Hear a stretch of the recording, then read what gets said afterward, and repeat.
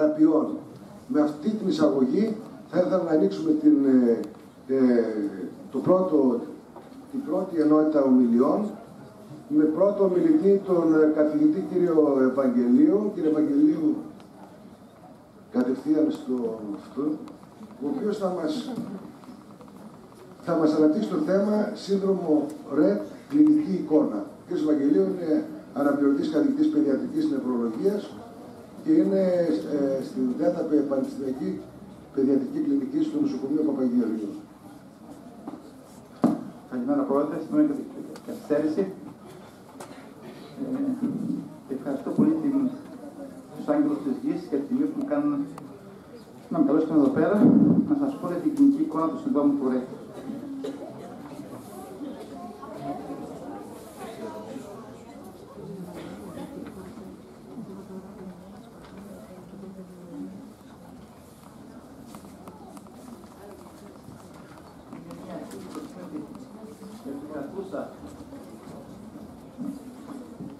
Είναι μια αρχή επικρατούσα αναπτυξιακή διαταραχή, προσβάλλει κυρίως κορίτσια. Έχουμε όμως και αγόρια σπάνια με το σύνδρομο. Η συχνότητα είναι σχετικά συχνή, μέχρι 10.000 γεννήσεις και περίπου βλέπετε, πιο πολλές περιπτώσεις οφείλονται σε εντενόμενες μεταλλάξεις. Η κληρονομικότητα υπάρχει σε ελάχιστες περιπτώσεις περίπου στο 0,5% των περιπτώσεων. Ειδικά ιστορικά δεδομένα, το 1966 ο γιατρός Αυστριακός ο Ανδρέας Πετ περιέγραψε 2 θύλια με την κλινική εικόνα του συνδρόμου. Αργότερα ο Κουβαζόκτη απέδειξε ότι το σύνδρομο ΡΕΤ προκαλείται από μεταλλάξεις στο γονίδιο MECP2. Και το 1983 ο Μπεν Χάνσπεργκ, ένας καταπληκτικός νευρολόγος στην Σουηδία, έκανε μεγάλο επικαθαρμό στο σύνδρομο ΡΕΤ, δημοσίευσε μια εκτεταμένη επιθεώρηση για το σύνδρομο ΡΕΤ. Το 1984 υπάρχουν πλέον πολλά παιδιά με το σύνδρομο και έγινε το πρώτο διεθνές συνέδριο με θέμα το σύνδρομο ΡΕΤ στη Βιέννη. Και το 1985 η ίδρυση της Διεθνούς Εταιρείας του σύνδρομο ΡΕΤ. Αργότερα έγιναν πάρα πολλές εταιρείες, η δικιά μας εταιρεία οι Άγγελοι της Γης. Το σύνδρομο προκαλείται από μεταλλάξεις στο χ τηλεσσών του MECP2 γονίδιο που αποδικοποιείται με χ της GPG binding protein 2. Είπαμε περίπου 95 των πασχόντων φέρνουν μετάλλαξη στο γονίδιο που αποδικοποιεί την πρωτεΐνη μεθύλ CpG binding protein. Είναι μια πυρηνική πρωτεΐνη που αποδικοποιείται από γονίδιο που είναι τοποθετημένο στο χρωμόσωμα XQ28. Έχουν περιγραφεί πάνω από 200 μεταλλάξεις, αλλά 8 από αυτές ενοχοποιούνται για το 60% των περιπτώσεων.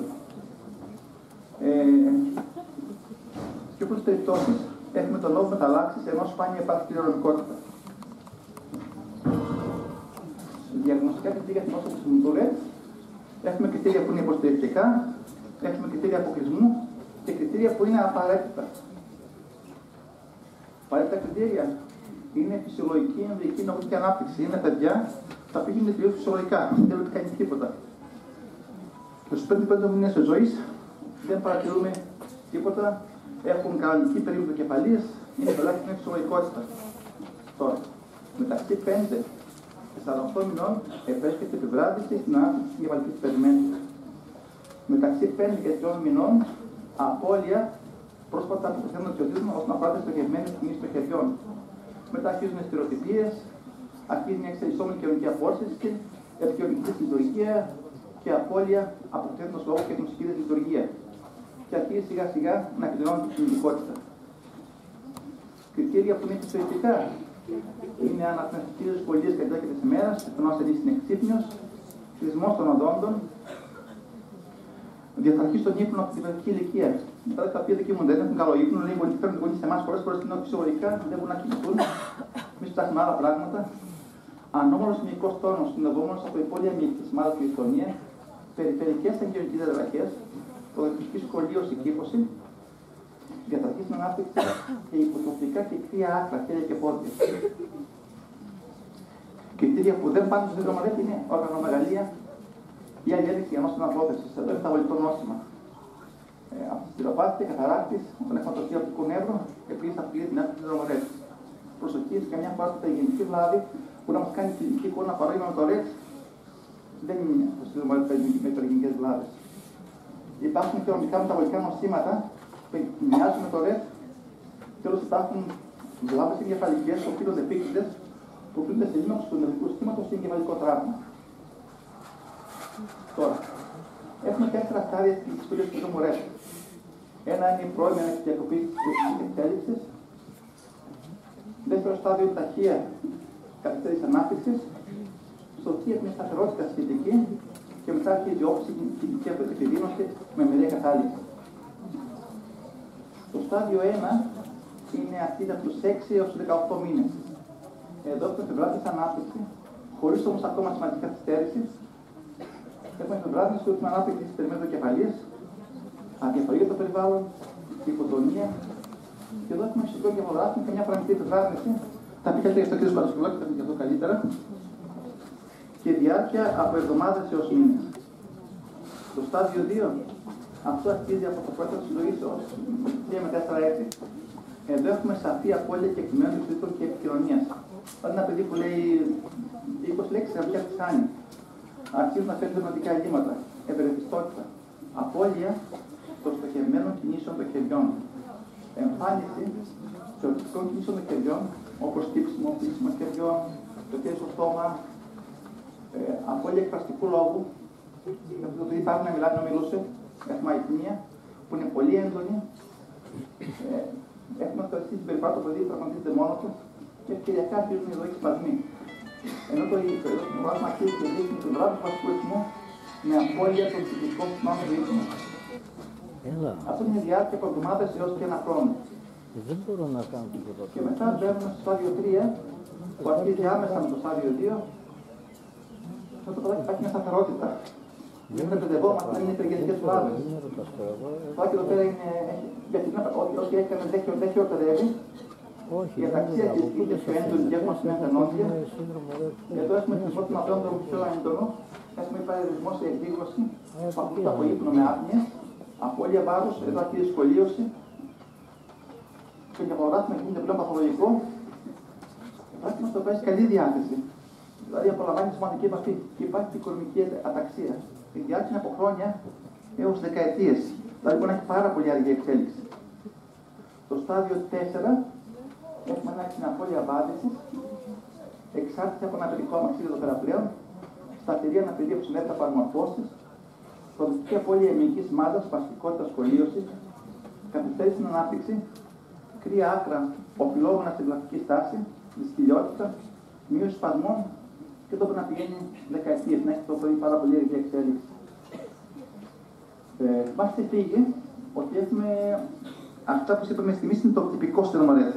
Έχουμε και παραλλαγές του σύνδρομου Ρετ. Όπως έχουμε αργότερη εκκοινώσου, η πανιδρόμηση συμβαίνει πολύ αργότερα ή έχουμε πρώιμη καθυστέρηση και πανιδρόμηση αργότερα στην παιδική ηλικία. Έχουμε την κοινή μορφή, η αρχίζει από τη γέννηση. Δηλαδή, ενώ στο κλασικό έχουμε την παθολογική εικόνα από τον 6ο μήνα τη ζωή του παιδί, που εδώ έχουμε από τη γέννηση παθολογική μορφή.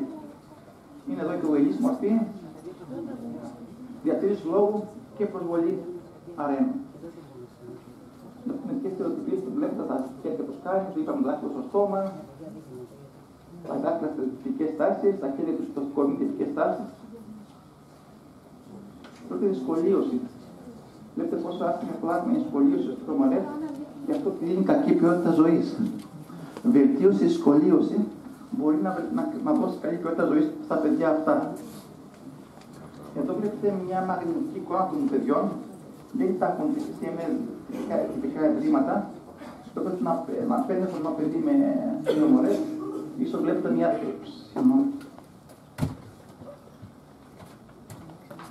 Ίσως βλέπετε μια διάθεση των αυλάκων. Αυτό που βλέπουμε είναι αύξηση της χολίνης και η μείωση του αρχιπασπαρτικού οξέως. Αυτό μπορεί να συμβεί στο σύνδρομο Ρετ, αλλά δεν είναι τυπικό, συμβαίνει και σε πολλές άλλες βλάβες της ουσίας του εγκεφάλου. Τώρα, θεραπευτική αντιμετώπιση. Αν το σύνδρομο Ρετ είναι μια αλήθεια νόσος, πολλοί πάσχουν συνοικιώνονται. Γεγονός καθιστά απαραίτητο ένα προγραμματισμό μετακατάστασης και βελτίωση των κλινικών συστημάτων, ώστε αυτή τη στιγμή όσο υπάρχουν δικαιούνται να έχουν μια καλή ποιότητα ζωής. Για τα αρχές των ύπνων. Είναι ένα βασικό στήμα του ΡΕΤ. Εδώ έχουμε συχνές αντικινήσεις. Έχουμε καθυστέρηση στο χρόνο ευελιξίας του ύπνου. Πριν δώσουμε φάρμακα εδώ πέρα, καλό είναι να αποκλειστούν κινήσεις διαταραχές που διαταράσσουν τον ύπνο, όπως η οτίτιδα, αποκρούση των αραγωγών, πόνος από την κοιλιά, δυστηλιότητα, παγιδρόμηση. Εφόσον όλα αυτά αποκλειστούν, μια καλή επιλογή είναι να δώσουμε μελατονίνη. Είναι η ορμόνη που παράγεται ενδογενώς και είναι σημαντική στη ρύθμιση του σερκαδιανού κύκλου του ύπνου. Μισή ώρα το παιδί πριν κοιμηθεί. Φλωράλιο θα μπορεί να βοηθήσει. Και η τραζαδόνη είναι να κοιμηθεί των υποδοχείων μελατονίνης, θα βοηθήσει στον ύπνο, θα μπορούσε να βοηθήσει τον ύπνο. Η καρνιτίνη θα μπορούσε να βοηθήσει. Υπάρχει μια εργασία, παλιά εργασία εδώ πέρα. Αυτό για σένα δεν Δημήτρη Ζαφυρίου. Όχι. Καρδιακή λειτουργία. Και εδώ, καρδιακή αναπνοή είναι πιο συχνή σε ασθενείς του ΡΕΤ από το γενικό πληθυσμό. Και βλέπετε, εδώ υπάρχει διαταραχή στην στρατικότητα του καρδίου με παράταση του διαστήματος. Αυτό είναι πολύ απλό σύμπτωμα. Πρέπει να είναι έγκαιρα και υπάρχει διαταραχή στο καρδιακό ρυθμό και να είναι δύο θανάτου. Όχι μόνο στα παιδιά και σε άλλα παιδιά. Είναι μισθό μωρές. Και ανεπάρκεια του ανθρώπου συστήματος πιθανόν οφείλεται διαταραχή των στελεχειών νευρώνων. Πώς αντιμετωπίζουν οι καρδιές της λειτουργίας. Β' ανασχολείς ασθενείς με εθνική συστηματική διαστήματος. Αποφυγή φαρμάκων που επηρεάζουν το QTA διάστημα της μακρολίδης. Οστιχήματα και κατάγματα. Ασθενείς με εθνική μορές έχουν συχνά κατάγματα. Έχουμε ατομική στοιχήματα και ο κοινός κατάγματα. Ναι. Επειδή θα μιλήσουν ειδικοί για τα διάφορα προβλήματα και την αντιμετώπιση της, νομίζω. Ας τραβεί ένα slide μονάχα, θα πούνε είναι πιο ειδική, ένα slide καθένα μονάχα, είναι η εικόνα που θέλω να πω. Πόση ώρα ακόμα, Πρόεδρε? Έχουμε μισή ώρα ακόμα, 3 Λοιπόν, είπαμε να πούνε για τα πολυμήνυτα. Εδώ θα προσεγγεί πάρα πολύ τα νευρικά φάρμακα. Με τα παιδιά με ΡΕΤ, από μόνα τους από την ακινησία, κάνουν επάρκεια βιταμίνης D. Υπάρχουν φάρμακα νευρικά, τα οποία από μόνα τους κάνουν στο προαπροϊκό π.χ. πενιντοίνη, κάνουν ανεπάρκεια βιταμίνης D επίσης. Οπότε περίπου προσοχή μεγάλη τα παιδιά αυτά να γίνεται έγκυρη κατάσταση με βιταμίνη D. Λοιπόν, υπάρχουν αυτές τις ανομαλίες, βλέπετε οικονομική αταξία, σχολείωση, πρώιμη αυτονία, θεραπεία νικηταπτάσμα και ισοπαιδική. Υπάρχουν διαδοχές συμπεριφορά, άγχος, φοβίες, διαδοχές συμπεριφορά που πληρώνονται, δυσκολίες στο κάθισμα στο ίδιο μέρος και διατήρηση της τάσης του σώματος ανώμαλη αναπνοή. Εδώ μπορούν να βοηθήσουν να ασχολήσουν την απαλφότητα της σερωτονίνης, θα μπορούσαν να βοηθήσουν, όχι πάντα. Επίσης υπάρχει και ταχύτητα της κοινωνίας. Βλέπετε ταχύτητα μπαμπάρισμα με 10-12 μήνες. Λογοθεραπεία, μουσικοθεραπεία εδώ πέρα θα μπορούσε να βοηθήσει και με τον καιρό μπορεί να καταφέρουν να κάνουν καλύτερη λογική επαφή και να έχουν λίγο μεγαλύτερη ηρεμία. Υπάρχει ένα το καθημερινό με αντιμετώπιση απώλεια πώς είναι θεραπεία, ειδική τροφή, βοήθεια από διατροφολόγο, γαστροστομία. Εδώ έχουμε δυσκολίες στα αστυνομικά ταμεία, δεν καλύπτουν τίποτα πλέον. Και αυτοί οι γονείς δεν ξέρω πώς τα βγάζουν πέρα. Δυσκολιότητα, οφείλεται σε πανθιασμό παραγόντων όπως ακινησία, κακή διατροφή, ανεπαρκής πώληση υγρών, αντιμετώπιση, υπαρκή υδάτωση, προσθήκη φυτικών ενών, υπαρκτικά στην πολυκλινική γκόλη ή γάλα μαγνησία. Αυτά που κάνουμε σε όλα τα παιδιά που έχουν δυσκολιότητα. Υπάρχει αλληλδρόμηση, είναι αυξημένη συμπλήρωση του ΡΕΤ, χωρίς θεραπεία, οδηγεί σε κακή κλινική εικόνα, βλάβη του συλλογικού πετελείου στενός και ανάπτυξη ακτινικών κυτάρων αναπτυξιακών. Εδώ η αντιμετώπιση είναι με αντιόξυνα, προσοχή μονάχα στη μετιδίνη που είναι ασχολία των έτσι δύο υποδοχείων, διότι μπορεί να αφήνει το πιτόχρωμα πέτρα από 50 από 70 επιληπτικά και να έχουν πάλι σπασμούς. Προσοχή εδώ πέρα. Η επιληψία είναι ένα βασικό πρόβλημα, γι' αυτό θα πει και ο Παρασκευουλάκος σε λίγο. Υπάρχει συχνά υπέρθυμια, άπνοιας, κάτι με αναπνοής και θάπωση αέρα. Ωραία. Αντιμετώπιση είναι δύσκολη, θα δούμε σε λίγο. Προβλήματα γυναικολογικά, κανονική ανεξήγηση βίας καθυστέρηση στην άξιση περίοδου, συχνές λοιμώξεις με μύκητες, το τελικό στάδιο του μοντέλου που έχει καρδιογενή επάρκεια και στάτους επιληπτικό. Υπάρχουν καινούργιες θεραπείες, οι οποίες δεν είναι ακόμα στο γραμματικό μοντέλο, ελπίζουμε κάτι καινούργιο να βρεθεί. Τελειώνοντας, εδώ είναι ένα ιερό μέρος, εδώ πέρα είναι το κτίριο νηφαίος του Άγιο Όρος.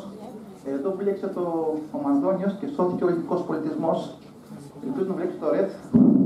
Εγώ προσωπικά είμαι χριστιανός, πιστεύω πάρα πολύ. Τα παιδιά αυτά, παρόλο που δεν έχουν καμία ελπίδα, πρέπει να δίνουν το καλύτερο για τα παιδιά να τα βοηθήσουμε. Να δίνουμε την καλύτερη παιδεία ζωής και έχει ο Θεός. Για το φόβο δεν υπήρχε θεραπεία, βρέθηκε θεραπεία. Δουσέν δεν υπήρχε θεραπεία, βρέθηκε θεραπεία. Να πολεμούμε όσο μπορεί καλύτερη παιδεία ζωής τους και έχει ο Θεός. Ευχαριστώ πάρα πολύ.